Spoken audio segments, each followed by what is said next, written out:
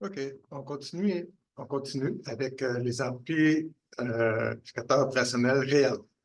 Donc, aujourd'hui, on va voir l'effet de la tension de décalage, qu'on appelle souvent dans les datasheets, les fiches signalétiques.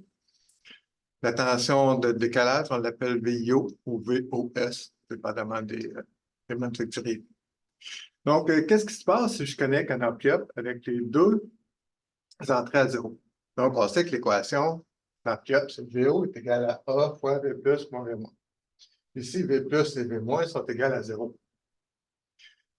Et si on mesure la tension de sortie, VO ici, ben, on va s'apercevoir que ce n'est pas zéro. Alors, pourquoi ce n'est pas zéro? À cause qu'il y a à l'intérieur de l'amplificateur opérationnel une tension de décalage qui décale une entrée par rapport à l'autre. Donc, ça peut être une tension autour de jusqu'à 20 millivolts. Okay? Ça dépend de la qualité de l'amplificateur opérationnel. Mais 20 millivolts, c'est une valeur à peu près standard qu'on retrouve dans les amplificateurs opérationnels communs. Donc, si on prend un exemple, ici, j'ai un circuit inverseur. Donc, on a VI, VO, avec R1, R2, donc le circuit amplificateur inverseur standard. Mais on va ajouter ici la tension de décalage VIO.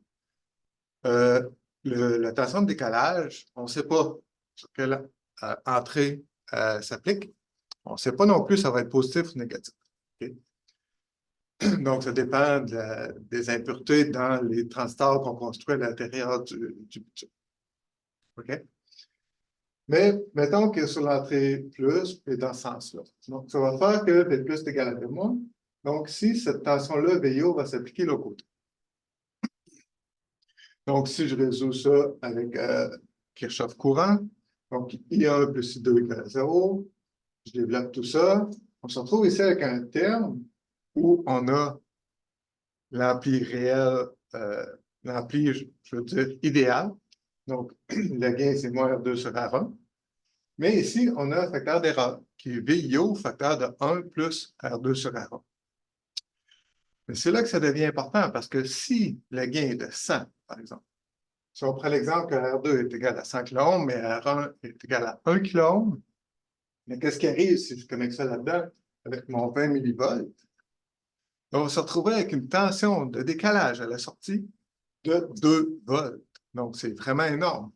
Souvent, quand on connecte VI à 0, on se retrouve avec une tension à la sortie DC.